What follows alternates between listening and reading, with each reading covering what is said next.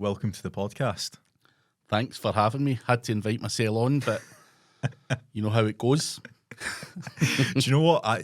You were the first podcast I actually ever done, like online. That was like, what, 4 years ago now? Something like that. I think you've been on a couple of times there. I've been on twice. But I'm going to put you on the spot because you've done this to me as well. Cool. Right at the end of this podcast, I want you to drop your biggest knowledge bomb that you have possible, right? So I'll give you the entire episode to think of that.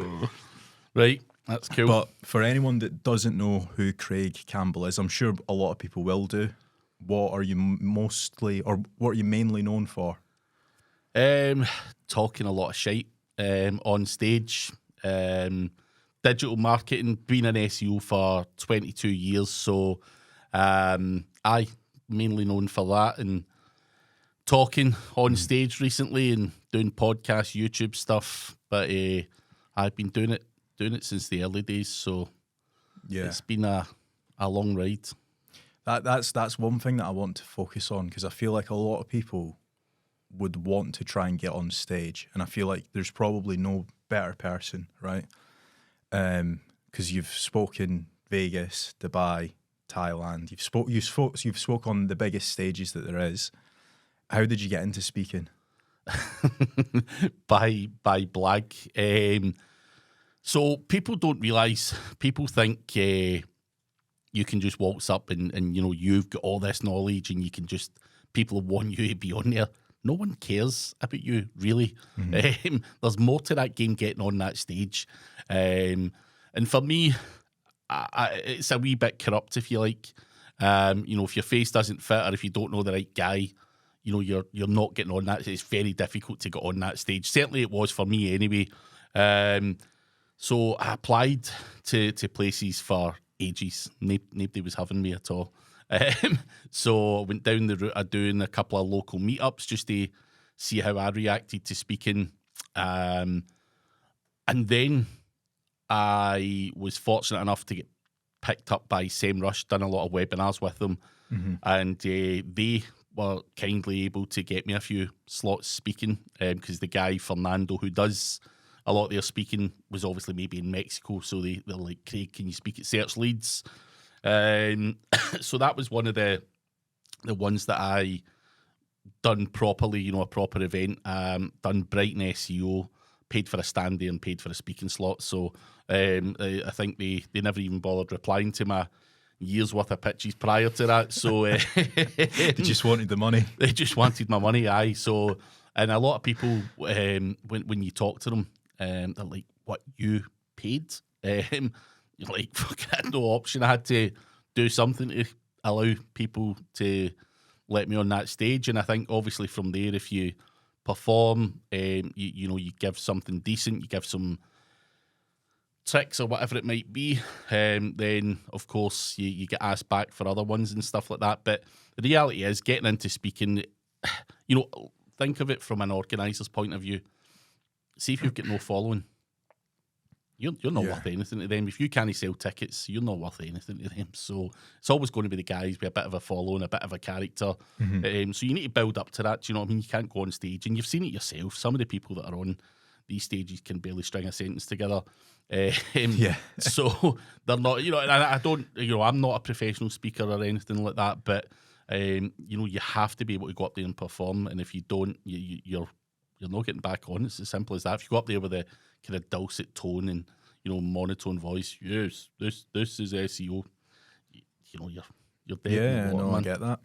So there's one thing that I want to focus on, right? Because I don't know if you've seen it, but there's a lot of people that give hate to circuit speakers. They say, oh, Craig's only a circuit speaker. How much SEO does he know? Or Kaz has been away 6 times out of the year speaking at certain places.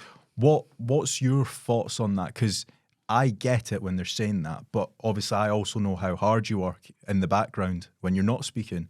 So, if I do, 10 speaking events this year or last year or whatever it was, 10 days out of my life speaking does not mean that, I've got my feet up for, the other 355 days.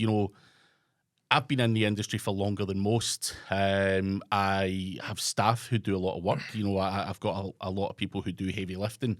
I wouldn't be much of a businessman if I was sitting doing it all myself. So see when people say so-and-so's speaking and you know, so-and-so's doing this or whoever it might be, my job is not to be sitting there writing content or doing any of the kind of heavy lifting. All of that kind of stuff is processed out.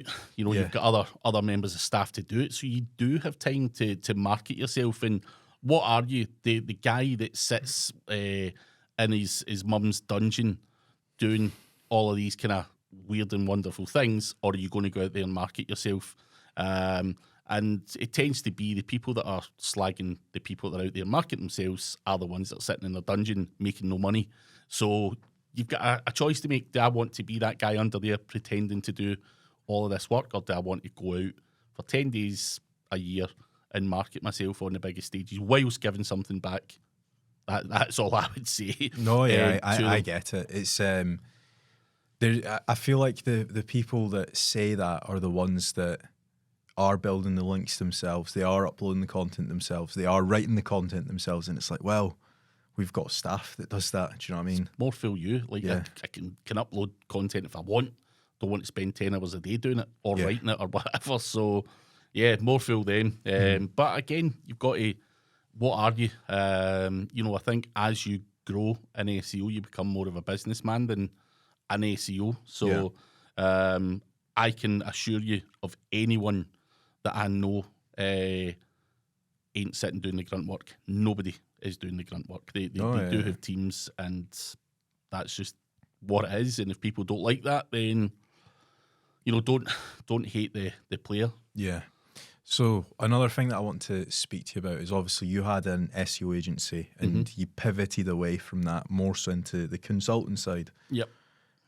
Why did you pivot away? Because there's a lot of people that will be watching this that have an SEO agency and they think it's the best thing, or they want to potentially start an SEO agency. What's the pros and cons of both the consulting side and the agency? You know, I can only really talk about my own personal experience in dealing with clients for 10 years was as much as I could tolerate, to be honest. So, you know, for me personally, I'm a kind of, I'm not going to say volatile is not the right words, but, you know, I could be rolling about the floor with clients and stuff and have been in the past, and that's not the right thing to be doing, you know. Clients say something, I don't like it, you know, there's a bit of an argument and so on and so forth. So it wasn't for me personally. I just found it quite a stressful situation. We all know that there's good clients and bad clients. I don't think there's anything wrong with having an agency, you know, scaling it up, selling it. You know, I've got friends who are doing it, friends who have done it. But for me personally, I just found that doing client work after 10 years was a real drag. And I think once you hone your skills and you understand how the game works, you will then change and potentially go off and make money for yourself rather than doing it for clients. Certainly that was the case for me, and it's probably all on me, though. I wasn't managing things as well as people do now. SOPs weren't, you know, I had an agency from 2005 to 2015. You know, even CRMs weren't a thing. I had post-it notes all around my screen. SOPs weren't a thing. Just told someone what to do. If they didn't do it, you go back shouting at them. You know, there was no real training. It was a bit of a shit show, if I'm being honest. Do you think that if you were to, now I know you wouldn't want to set up an SEO agency now, right? But if you were to go and set up an SEO agency today, it'd be a lot more smooth running than what it was back then.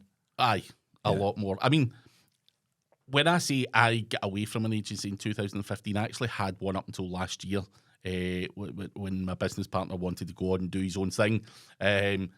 He ran it. I just brought in the leads. Right, okay. That ran a lot smoother than the one that I initially ran all by myself. So if I was going to do it now, things would be massively different. You know, we'd have systems, SOPs. management in the middle to keep me away. No sticky notes. No sticky post-it notes all round. And by the way, they fucking sat there like fucking for the next 6 months. Nothing ever get done. It was. There was also a lot of ego in me running an agency. So you had like 5 staff, and you're like, "Fuck it, got a couple of new clients. Let's hire another member of staff." Just because I don't know, just maybe it looks cool when you've got lots of staff or whatever. So I went through a wee period where I had a lot more staff than I actually needed as well, and I've no idea why I went down that route. I could have outsourced. These things weren't really as prominent as they are now, but I think there was a wee bit of ego in there as well. You wanted the big office and all that kind of stuff, but the reality was, on the inside, you were crying on the inside, thinking if one guy doesn't pay, this whole thing's folding. And it's not nice having a sleepless... Stressful. Very stressful. Aye, stressful. But high overheads, high turnovers, not the name of the game. So it was fun, but I would definitely do it a lot different. Do you think that you have slowed down since having kids? Or, well, Charlie? Probably not. No. I don't think you have, to be fair. No, definitely not. Lot to be said. I've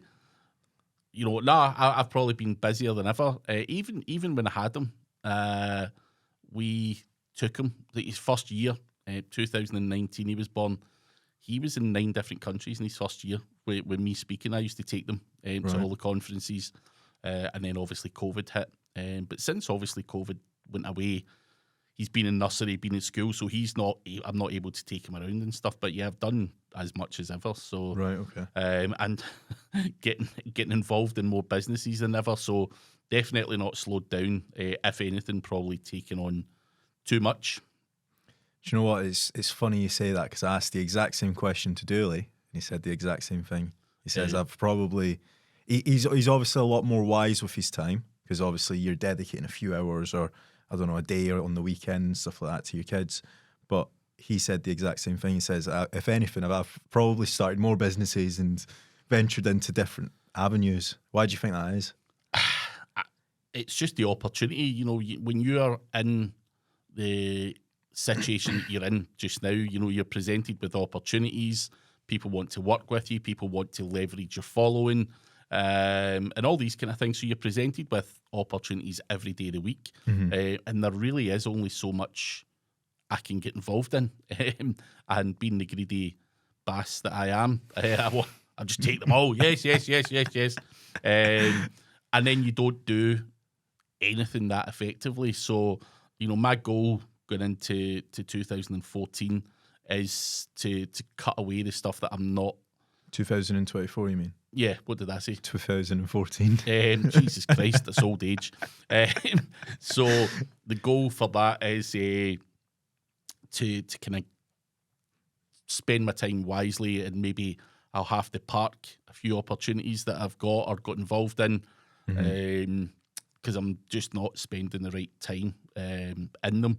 And like anything, if you don't spend a lot of your time developing and marketing something in its early stages, then it's probably never going to be that successful. So that for me is cutting back a lot of the crap and see where we go from there. Yeah. What's 3 failures that you've had? Obviously, 3 failures. Jesus. There's one that stands out. Go to what's the one? That stands the out? white boots. The white boots, yeah, the white boots. A lot of people like that story. That one, for anyone who hasn't heard it, I stupidly was thinking of niches to get into, and thought it'd be a good idea to go into the women's clothing niche, just based on search volume alone, and the fact that half the population are women, so I've got to be able to make sales right. But then you've got all these kind of returns and stuff like that. So the white boots niche, which my wife hated, by the way, but they sold like hotcakes, was a mistake. But that's, jumping into that. Done similar in the e-cigarette niche, where I didn't realise that you couldn't do paid ads on nicotine. So done all the SEO, ready to scale things up, starting to get some sales, then you're like, right, can we do a bit of paid? No, you can't do paid. You can't do nothing. You just got to suck it up and just hope for the best with SEO. And you're just like, bloody hell, never looked at the business model in general. Yeah. And other mistakes, dude, I've got more mistakes than I care to admit. Been bankrupt. Well, not bankrupt personally, but companies dissolved several times just because just poor management of finances. I've made a lot of mistakes. Even when it comes to staffing, I had a sales guy, and I chose to make him an employee. He'd done a really good job. He ended up leaving. He started up on his own because he wanted equity in the company, which I didn't want to give at that time. Yeah. Again, when I say there was a lot of ego things, you're just like, I'm the man and it's all mine. You go through things, so maybe not giving equity and stuff where I should have. Things like that. I've made all the mistakes, mate. Every single one. Mm-hmm. Saying and doing things at events that I shouldn't have done. There's a number of them. There's loads of mistakes, but you live and learn. So I think the biggest thing that you've probably said that is you've learnt from all the mistakes. Like maybe you should have given that sales guy more equity. Maybe you shouldn't have took on as many staff as you wanted to. So I think if you've learnt from the mistakes, they're probably not a mistake. Do you know what I mean? Yeah, it's an apprenticeship. I've pissed. I would hate to even think of the amount of money I pissed against the wall. Buying tools and buying courses, paying for consultancy, and then come away from it going, what a waste of bloody money. But again, it kind of taught me something that, I was probably more advanced than I thought and things like that. So, that these kind of things are all part of the apprenticeship and come with the cost of running a business. Even trying tools, we've got to try stuff. We always want to automate things. And, again, one of the biggest things I've ever done over the years is pay outrageous amounts of money for tools. And I think a couple of years back, we shaved off 40 grand a year worth of shit that we no longer used, and just stuff that I'd randomly bought, tried it out, and just get paying for it. So again, all of these are mistakes, but again, you go, right, I need to be a bit more focused on my outgoings. Yeah. It's all good making money, but if you're paying it against the wall with stuff like that, again, you just need to take a closer look at things like that. And I was quite reckless with that, to be fair. But I enjoy tools, but yeah, I've got a bit of an addiction for things like that. Just so I think most SEO people do, but again, you need to pick and choose which ones you. I'm a culprit of it. I'll go and spend, I don't know, 20, 30, 100 quid on a tool, and you'll forget to like unsubscribe, and you're like, oh, I've been paying for that for 6 months. That's 600 quid. It could have been spent on so much, just anything. Yeah. What's next for Craig? What's next? I don't know. Just keep doing what I'm doing. Try and tighten up the opportunities that I'm involved in. Do better with them. Just a bit more focus on the stuff that is making me money, and less focus on stuff that might make me money is the biggest thing for me. And I've just got to double down on what's working. And as I say, I don't think I'm in a bad place in terms of where I'm at. I just think I need to just focus a little bit more. I'm just a scatterbrain at times, and I think just make more money and make as much of it as I possibly can whilst things are all good, and keep doing the YouTube stuff. I'm not going to do as many SEO conferences. That's an interesting one for a lot of people, because obviously you think of an SEO conference, you think of guys like Craig, guys like Kyle Roof, Matt Diggity's. What's been the reasoning as to why? Like, obviously I know, but for the audience watching. So obviously I enjoy and have enjoyed speaking at SEO conferences, but it's not my audience anymore. Yeah. So me speaking to experienced SEOs or in front of experienced SEOs, we all know what we're doing. You know, we've all seen each other, you know, over a 6, 7, 8 year period or whatever it might be, speaking at events. We all kind of know each other and we all know what each other's doing. Is there any value in me continuing to speak in front of that crowd where, you know, I've got a link agency, for example. These guys are not going to buy links from me because they know what they are. They know where to get them at cost price. They know everything that they need to know. So where's the benefit for me speaking in front of an SEO audience? I'm not saying I'm not going to speak again, but there also has to be some kind of benefit to me. Can I sell something? Can I learn something? And you know, next year I'm doing a kind of YouTube conference. I'm speaking at that, and I want to speak in front of a broader audience, like business people, entrepreneurial people. And I've tried a few of those in the last year, and I've had a lot more consultancy work from it. I've been able to sell things at it because although I say I don't have this and I don't have that, I do have a link agency, and the audience there is not SEOs, it's agencies and business owners and stuff like that. And so for me, that kind of is the main decision behind it. But obviously, I want to broaden my audience as well. You know, being known in a very niche market is one thing, but obviously we all want to grow, and I just want to see if I can grow in front of a more businessy type audience and put myself out my comfort zone, because I can go up like I did in Chiang Mai, for example, and I can tell fun stories and I can have a laugh and, you know, drop a wee trick here or there. It's easy, but you know, when you've got a different audience, and I kind of understand. Well, people will probably have a go at me for this, but you kind of understand the humour and stuff that an SEO audience wants. But I want to test myself and maybe in front of other people. And I done an entrepreneurial conference, and this woman came up to me and she's like, "You're disgusting. You swear too much. You calling people bitches and." And you know, you can get away with that with the SEO crowd. I was only trying to be funny. I wasn't meaning it maliciously. But again, you learn from that. You're like, bloody hell, maybe I was a bit OTT. Certainly some of the stories you tell at certain conferences. You know, I told the John Bukkake story at Malta was. Yeah. Apparently where it was the shittest talk going. But...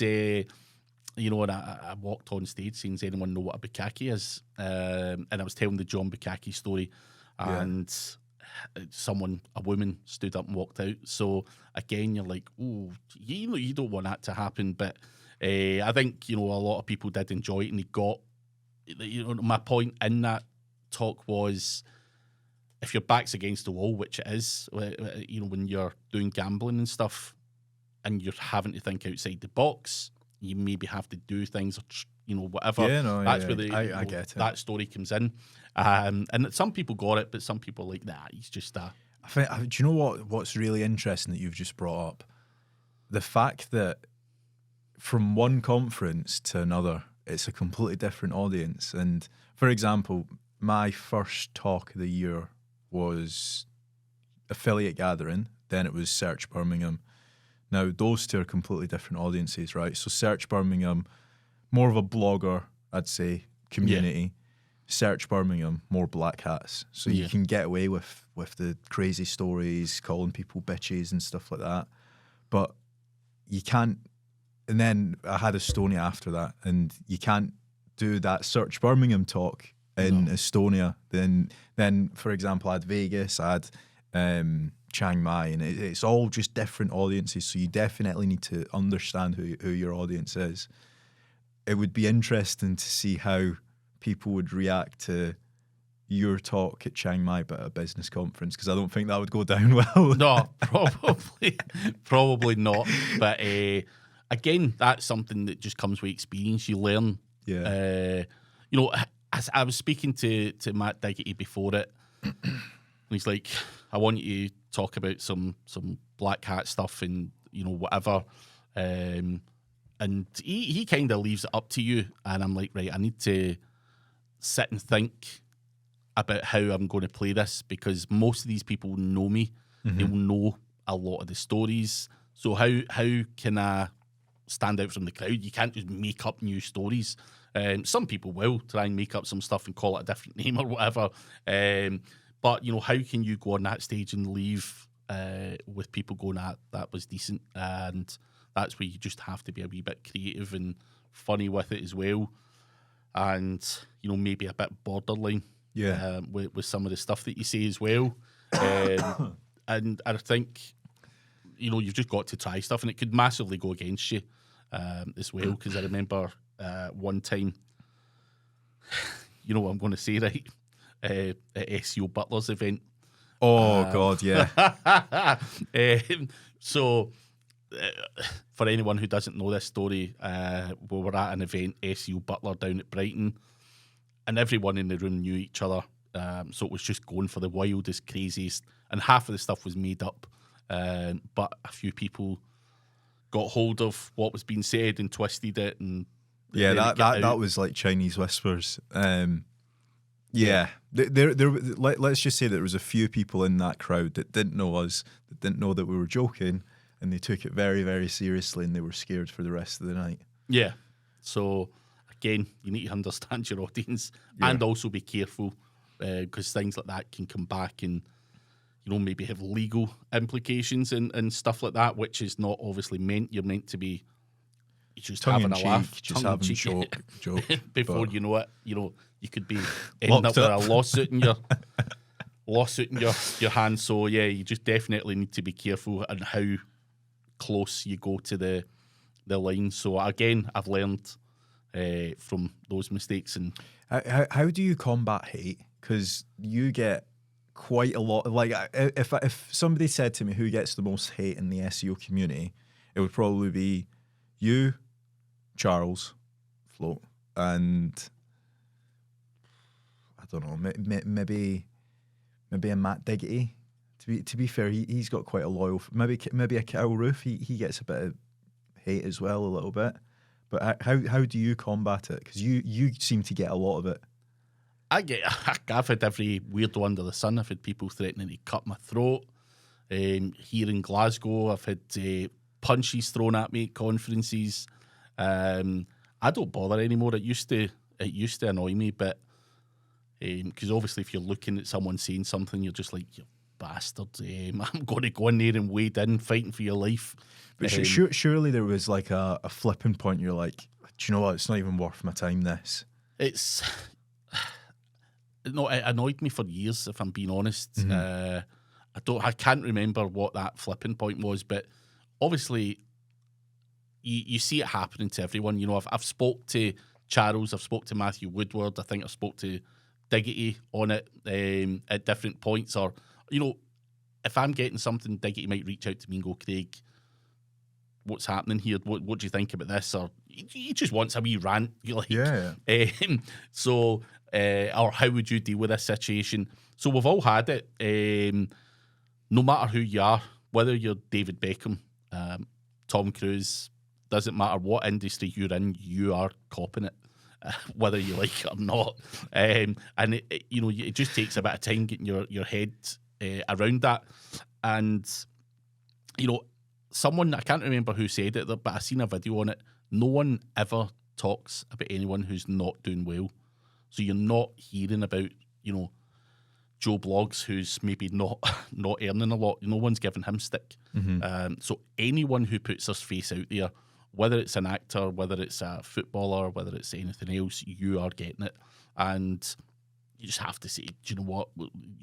Whatever so-and-so says about me doesn't have an impact on what I do or how much money I make or anything like that. So why would I give it the time of day? So I think maturity comes into play.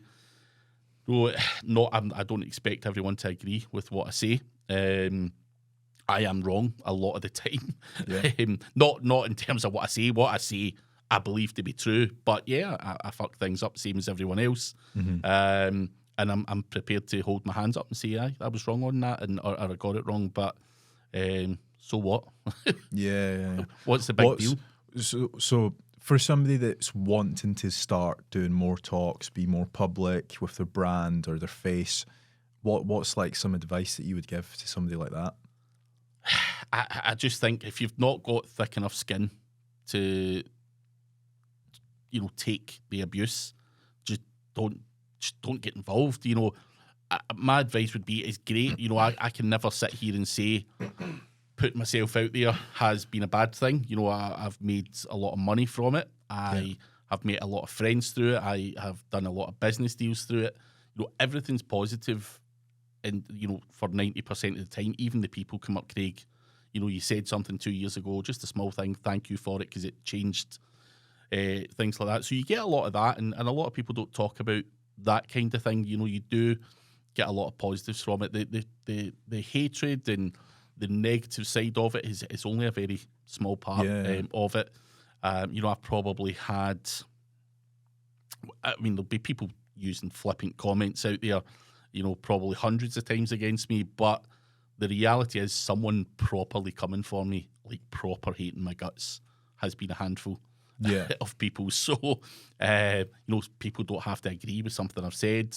That happens. That's just what life is. But the reality is it's in small proportion, the hatred. I would say go for it to anyone. If I can do it, anyone can do it. And that's the way I used to look at it. I'm like, fuck, these guys are on stage. I want fucking up there.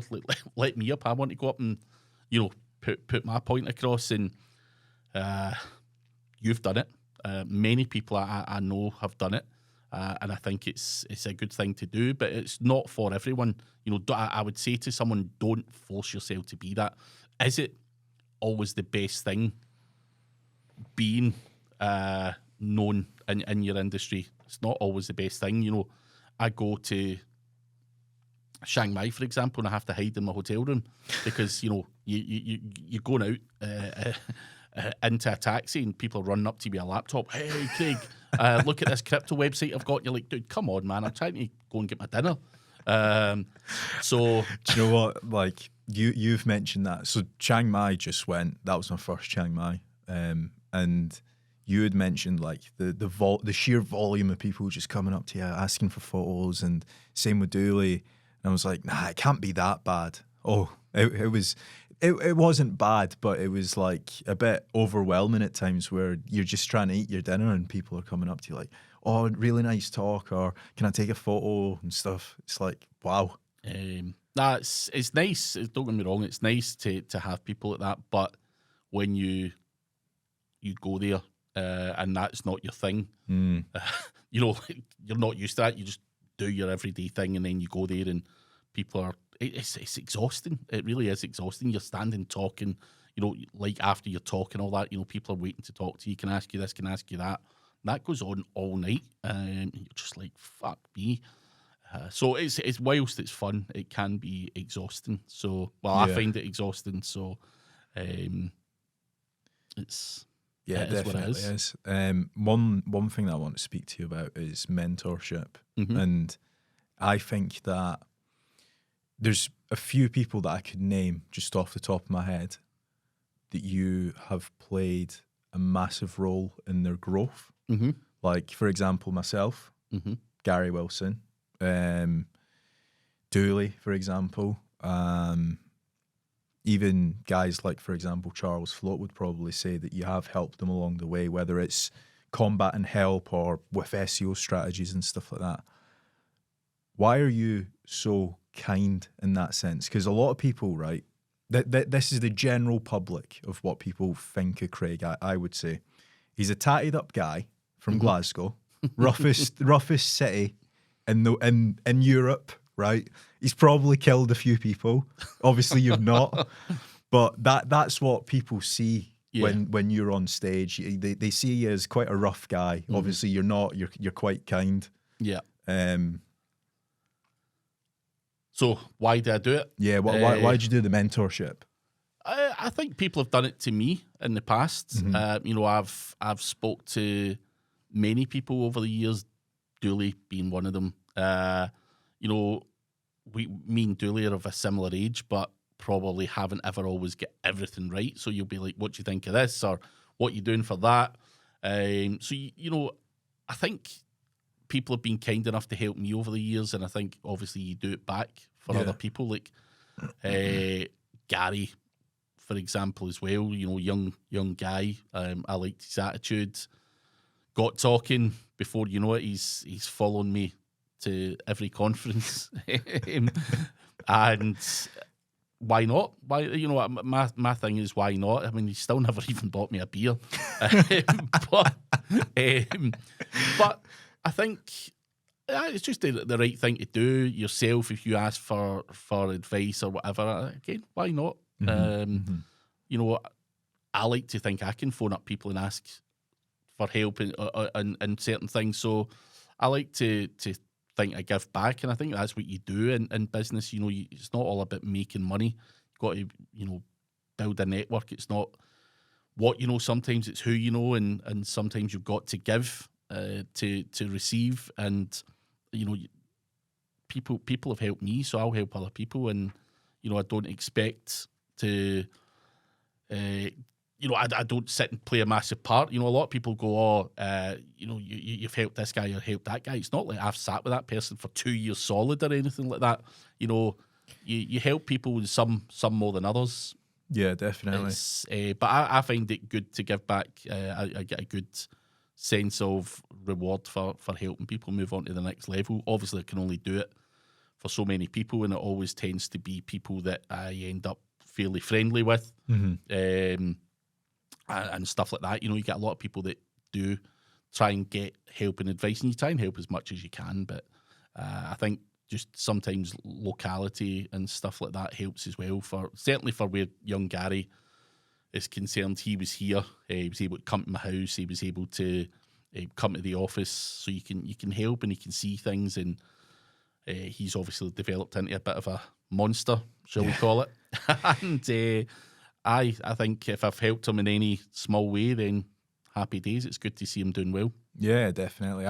I think that like what you just mentioned, it doesn't matter how many hours you spend with a guy, because you could, realistically speaking, let's say Steve outside the room, you give him the exact blueprint on how to build a $1 million link building agency. Is he actually going to take action? Because if he's not, then there's not much to it. Like I was speaking to one of Gary's staff actually, and we were just going back and forth, and basically she said like, oh well, why are you being like this, like friendly, like giving me all this advice and stuff like that? Because I said the amount of hours I've probably spent when Gary's been giving me advice, like the least I could do is give that back to somebody else. And I think that you're probably in a similar mindset, because I bet there was no better feeling when Gary sold his business and you're like, I helped him do that. Yeah. You always want to see people do well. I mean, a lot of people don't want to see people do well. But for me, there's no better feeling than seeing your friends and stuff, you know, growing and making a few quid and going on to sell and pivot in a different direction. And he's doing it in a completely different industry. And, you know, with his office, his staff, he's flying them out to that's amazing that you know a guy of his age is able to do that potentially twice. So I think, you know, nothing, you can't really say anything other than, you know, respect to someone who does that. And you know, he's not got a bad bone in his body, so I don't understand these people who sit and go, what a prick, you know, he's this, or not that people are saying that about Gary specifically, but it just seems that people don't want to see other people do well. Whereas I would rather we all were able to do well, and we can all go out and, you know, have a laugh and buy dinner in the nicest places or whatever, rather than trying to put or hold people down. Yeah, definitely. And again, like what I was saying before, I think that's probably the side that a lot of people don't see of you. They see the rowdy Craig that's on stage talking about white heels or whatever the case is. And I specifically wanted to highlight on this podcast that it's not actually the case. You do have a couple good bones in your body. Do you know what I mean? A couple. The people who say or make presumptions are obviously people that have never met me, never worked with me, never even spoken to me. So a lot of people make a lot of wild assumptions that you're maybe as rough as toast or whatever. But again, that would be the wrong interpretation to have. Yeah. So it's easy to make that go, look at him or look at that or whoever it might be. It's easy to do that, but without having spoke to someone, I don't know how people come up with these crazy theories. I think I saw a good quote and it said, if you don't have my number and you're speaking badly about me, you probably don't actually have the right to speak about me at all because you don't know me enough. Yeah. And I think that a lot of people in our industry needs to hear that. Yeah. I mean, there is, most of the people who say things about me or have said things about me have never even had a conversation with me. Yeah. I seen somebody call me a grifter once on Twitter. Craig's a grifter. What's that? I don't even really know, to be honest. But I think it's a guy that just goes around Dale Boyd Trotter style, just selling any old shit. And I'm like, fuck's sake, that's a bit much levels. But so you hear people saying certain things, or what was the other one? I'm not going to name names because I don't want to give a person airtime, but there was a guy, and I was training Angela from, oh God, what's the name of that company again? The keyword. Yeah. Oh, Jesus. AccuRanker. AccuRanker, yeah. I had to get that. Was it AccuRanker? Yeah. I think so, yeah. AccuRanker. Training her, and that I had that instant at Brighton. So I had a guy, and the guy will know who he is if he ever hears this. He messaged Angela going, I can't believe you're getting training off a violent thug. Now, this guy wasn't in Brighton. He had heard whatever made up stories he had heard. He then also went to SEMrush and says, I'm not doing a webinar as long as Craig's a webinar host. And SEMrush basically said, go fuck yourself then. But the guy he wasn't even there. Like, it was nothing to do with him.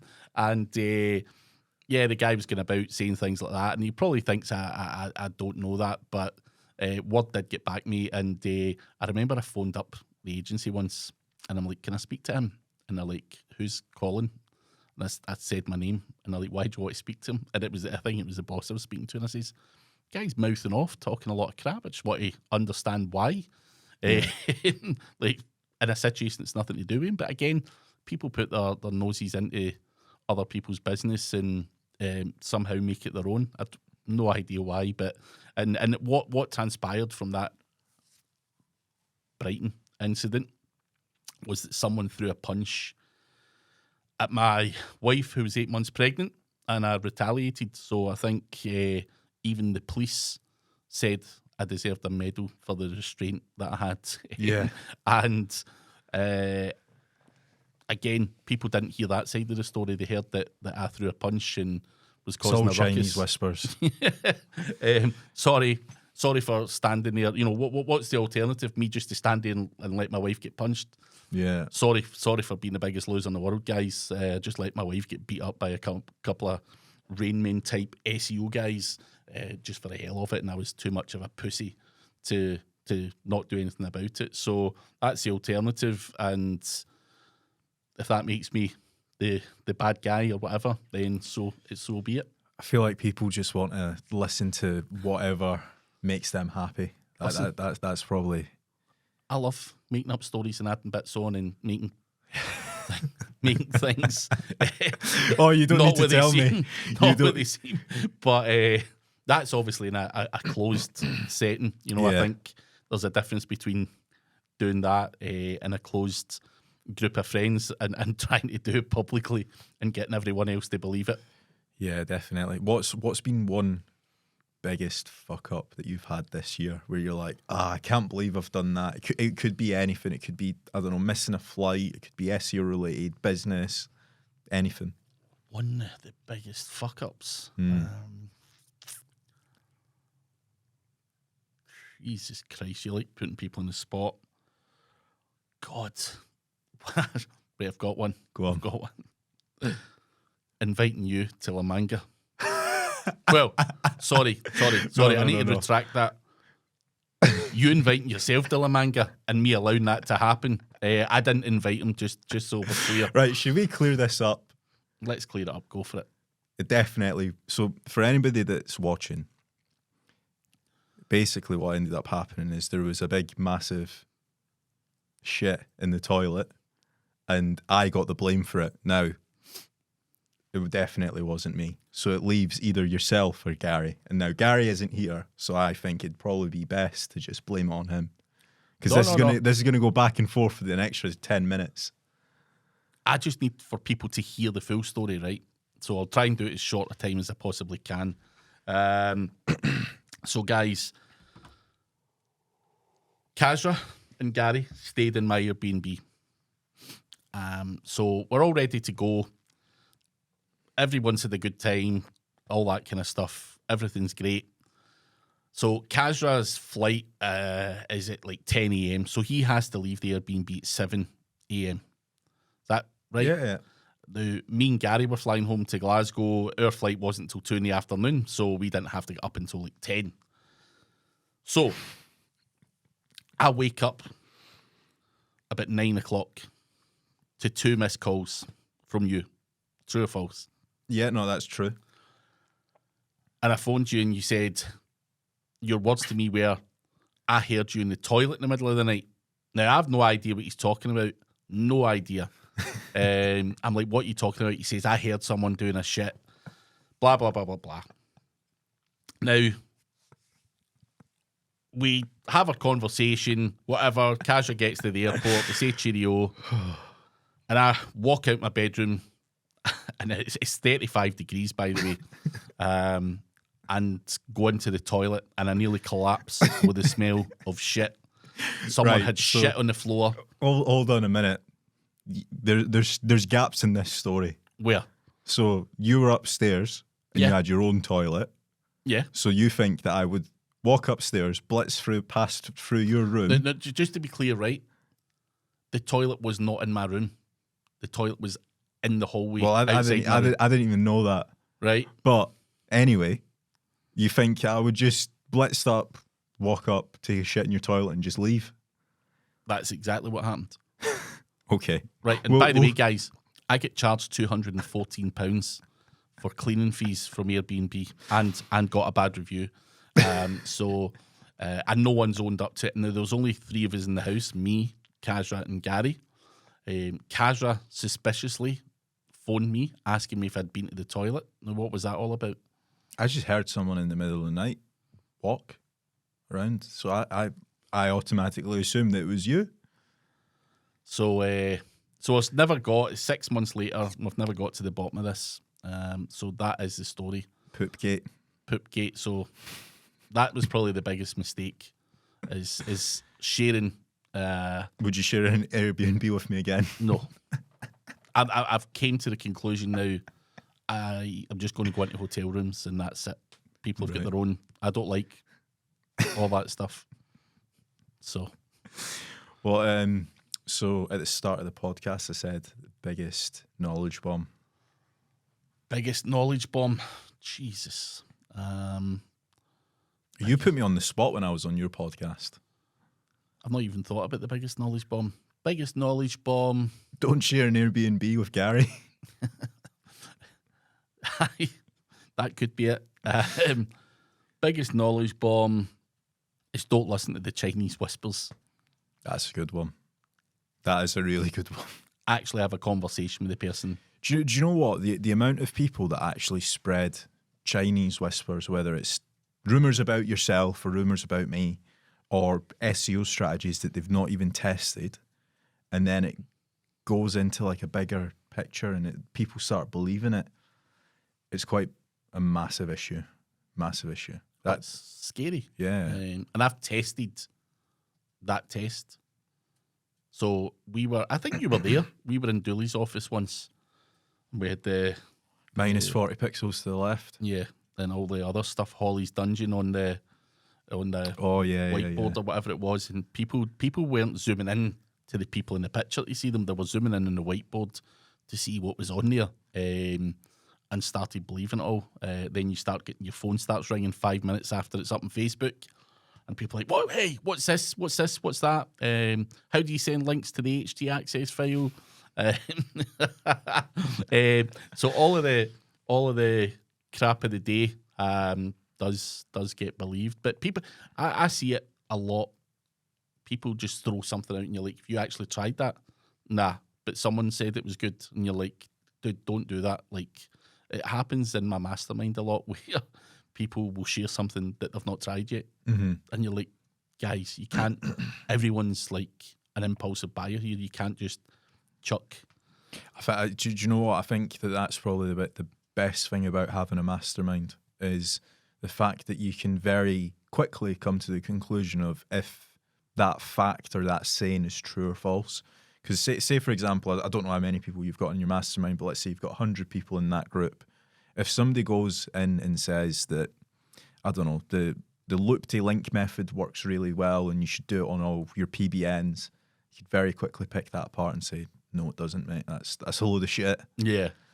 But again, it's hard. If you've got experience, you can pick it apart. But sometimes, if I put myself back to when I was younger, I was just looking for anything, any kind of golden nugget. Please give me the special stuff that you're all doing, the magical button. Yeah, and obviously it was never ever there. I'm still looking, so so I don't look for that. That's my knowledge bomb. Don't look for a knowledge bomb. Yeah, don't look for a knowledge bomb. What do you expect me to say? That's a really good answer. There's obviously tricks, tools,